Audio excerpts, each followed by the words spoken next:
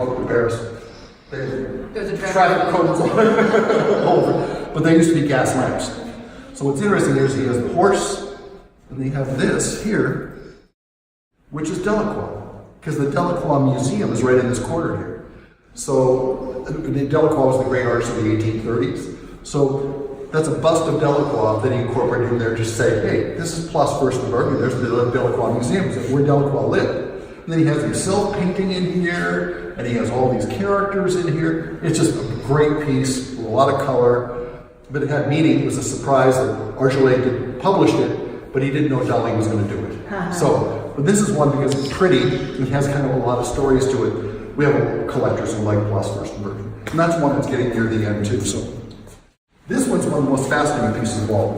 Diane de Poitiers was a character in the 15th century who was one of the first feminists, and she had her own husband. She also had affairs with the king and the prince, and had children by them. She lived in her own castle. She was a completely independent woman, was very, very wealthy, and no one told her what to do, including kings. So Diane de Poitiers was a real character, early feminist.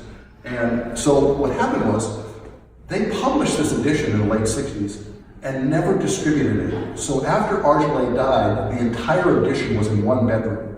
So no one had ever seen it. When we went back in our archives, when I worked with Christine, we found our top seller was Diane de Poitiers. So I just want to let you, it's a really pretty piece. It speaks to the current Me Too generation. It speaks to feminism. So there's a lot of connection points about Diane de Poitiers. If you look up on Google and read about Diane de Poitiers, she was a fascinating character in history that we need to know more about. So it's a famous courtier that had great influence over the most powerful men in France. Yeah. So, she was, a court. 16th century? Yeah, so basically Henry VIII, Francis, and she was older than he was. Apparently she was a great beauty, but a very powerful beauty. So there's great stories about Diane de Poitiers. When people go read the Google and look up Diane de Poitiers, this lady was cool. Time period. The time period, right? So anyway, and this has a lot of beautiful design elements with gold that's on here, all the gold that he's used on the hair here. Anyway, it's just a beautiful piece, and this is a decision we made, okay? We could have had this spot clean around the edges where there's some time toning because they were in stacks. I like it like this. It speaks to how old it is. It's not so egregious if it was black or brown. Yeah, so, but that's a choice we made. I would live with She's that. also on the buff arches. Excuse me? She's on the buff arches. This on buff arches, which is a yellower arches anyway. It's almost more pink. It's a rosy color. So, but I think you guys did the right thing with the framing, and we find that our collectors really, works on paper collectors, print collectors are especially finicky, right, say about condition, and this leaves nothing to the imagination. We're not hiding anything. We're not hiding. On the things that were egregious, we clean them. Yeah. And we have a paper restorer that we use. He's a garage guy. I mean, he's one of these guys that came out of the Art Institute, but he's a pain in the ass to work with. But some of the restorers we talked to would listen. Our guy will pay him $100 for a spot clean. You go to some of these other guys that want to pay you $3,000 and give you your first reward. You know, this is more in the restoration department. Well, there's times when we really have to do, and then we just gave a piece recently to one of these high-end restorers. We gave him a piece. It came back and looked like he did nothing. And we paid him $1,200 or something like that. So we gave it to our paper guy, and it was $125, and it looks great. So it's one of those things.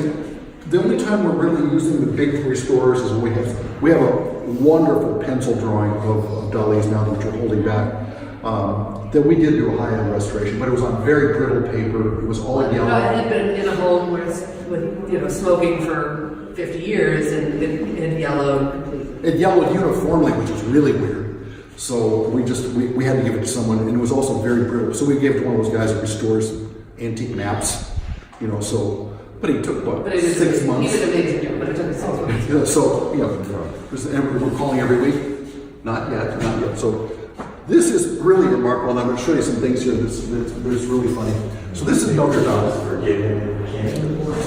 I love the patina on this paper. This is just Chopin. Some people, it really has a character to it. It's almost got pink tones in it. You see that he's got the Archbishop the cardinal in here. But let me show you something that's interesting about this. Do you see all these little shading areas? They're all Dalí's signatures. But because he did it on the plate, they're in reverse, but the shading is all is hundreds of his signatures. Oh, wow. And What a wild thing. I've had this piece a number of course, Notre Dame is iconic. Even in here, too, Even in right? here, Yeah. all Dalí signatures. So in order to shade it, he did it in Dalí signatures. We've had this piece. This is the most beautiful one we've ever seen. Not only, I love the paper on it, don't you, Paulette? But we've never, this green was unique. So again, what can you say? That's number 24 over 100 for whatever that's worth. But this piece just has such character to it. You just feel it. And again, it's Notre Dame. What can you say? So on the same theme of horses, this is called Blue Horses. This is another one of those quote-unquote individual pieces. And it's one of those pieces that sells really well. It's almost out of edition. There's just 2 or 3 left. And it's, again, a beautiful piece on Chopin. I have never seen it with this gold before. Yeah, I don't see that. Right. I think what happened was, I think that Argillet and Dalí gave the collaborators, I think he gave them some latitude to move around and do different things. I will never represent that Dalí did the hand coloring on any of them because I don't know. So I assume not. But I assume that they gave them latitude to work within certain constraints. Yeah, you can add a little gold if you want. Because we've got that Witches with Brooms. We've had wide variations on Witches with Broom. And we have one that has no gold in it, and we have ones that are just covered with gold. And it's interesting because we went to a restorer that I really respect, and we showed him the one with no gold, and we showed him one with a lot of gold, and said, could you redo these? He said, I could, but I don't think it's right. And he really convinced me. So let's move on down here. This is one where you really see the kind of geometric underdrawing. Yeah, It really comes straight through. Well, it really shows his This one as well. his skill with line. Well, these are some of the most interesting ones. So in the late '60s, hippies were. I'm old enough to remember hippies because I was kind of. I lived 6 months in Nepal, and so. And I spent time with it. And I was on that, I left the country in the late 60s. And I didn't come back for 4 years. And what I did was I was on that traveler's circuit where knowing every youth hostel in the next city, you'd run into the next travelers. I traveled with Germans and Swiss and French and Spanish and all over the world. I worked on a yacht for 7 months in the Indian Ocean. So I lived in Africa for a couple of years. I didn't come home for 4 years. So one of the things I did end up going in, and we heard about all these they were like pilgrimages. The next place you go is Goa, and the next place you go is Nepal, and everybody stays in the same places, and you ate at the same restaurants. We go to Kabul in Afghanistan, everybody ate at the same restaurants. I mean, it was all a bunch of crazy hippies going around and indulging in things and experiencing. So I lived that life, so I'm more familiar with it. But the hippies were fascinating to people. They were questioning values. It was not just about free love, and it's not simple. There was a lot of great minds that were part of it. It wasn't really a movement because nobody was organized. There was people out experiencing and rebelling against their parents' values. So there were a lot of people who were disdainful of it because they didn't understand it. And I didn't identify as a hippie. No one called themselves a hippie. You either had long hair and you smoked some pot and you listened to music, but it wasn't like, oh, we're all hippies, and I have a card that says I'm a hippie, and I belong to the hippie club. No, there was no such thing. It was people just trying to just rebelling against the values that came out of the 50s. So Dalí did not want to go to India, but Argillet took his family to India in Nepal. So he took the family and he carried his Rolleiflex. And he took lots of photos. Christine and John Christophe both told us about going to India. They both remember it vividly. So when they came back, Dalí was fascinated by the whole trip and said, oh, well, I'll do some things based on your photography. And of course, old dominized them. So he started working on a series, and there were 11 pieces done in the series. based on the hippies. It was kind of the free love movement and so on. So, and again, the same thing, of 11 pieces, there are certain pieces that are going to be the best pieces. You've got some of them here. And some... All of them, actually. You've got all Those of are them. all the best selling hippies. You've got the best, you want, whoever made that decision. No, because they're Thank you. well, hold on, Michaela probably. Oh, yeah. So Yes. let me describe some of these pieces to you. So this is Flower Woman. And the Flower Women, again, flower women, hippies, so on, but with soft piano. Remember the soft? What's hard, what's shown as soft should be hard. Is that sexual? What should be hard should be, that kind of thing. Is that, so there are people who say, does that represent impotence? Or is this thing that we saw in the documentary yesterday about the thing about camembert cheese? So there's a lot of interpretations of it, but it's iconic to Dalí's imagery is the hard, soft conundrum, which is what should be, was shown as soft should be hard, that kind of thing. So this is Flower Woman with soft piano, and it has one of his muses here, his philosophers, and you see these lines go back here?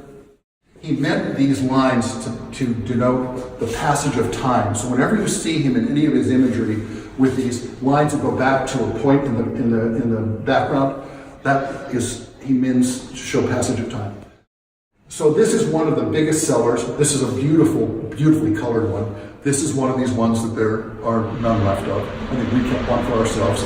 So, but that's Flower One, and it's always the biggest seller, and it's more expensive. So it's in the 20+ thousand range, whereas some of them are in the $9,000 range. It just depends. Now, some of the ones that are in the 9,000 range are gorgeous, like the cushion and Diane. I mean, but I'm talking about from the hippies, to which we don't have, but they're in the book. Now, the other ones that sell faster, this is called Corridor of Kathmandu. Now this has a number of different stories about it.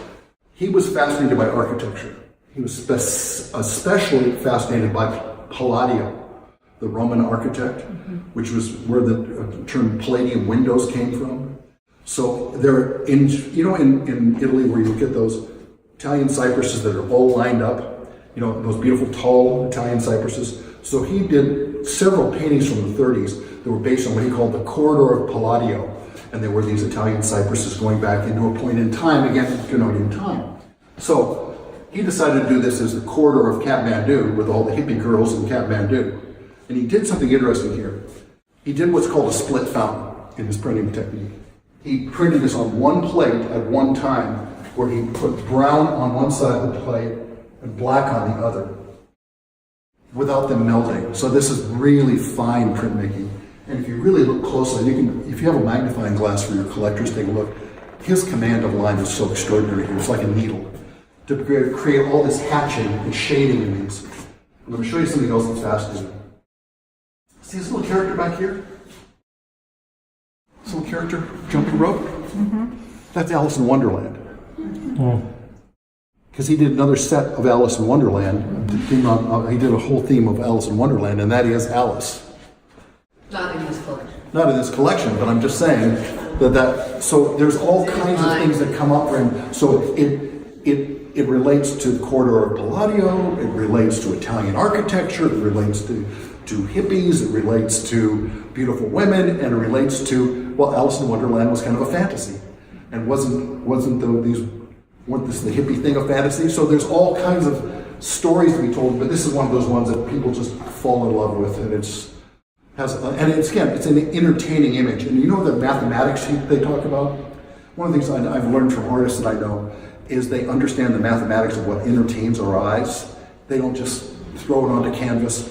They know what draws us in and will keep our attention. And a lot of it has to do with, again, the golden mean, 1.6 to 1. So, because there is a 1.6 to 1 right here, and you start identifying that, and I love telling collectors about that, and they start recognizing that really fine artists, whether they calculatedly incorporate the golden mean or it's intuitive, one way or the other, they know what entertains our eyes or what captures our attention. So, and these are definitely the case of a master like Dalí. This particular piece, Nude with Garter, again, these are the 3 bestsellers from this week. These are the 4 bestsellers from the 11, by the way. So whether you and Michaela had something to do with it or not, but these are the 4.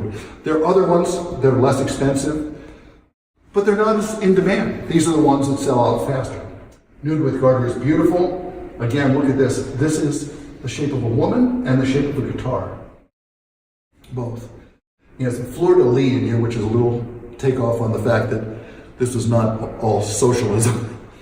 And then he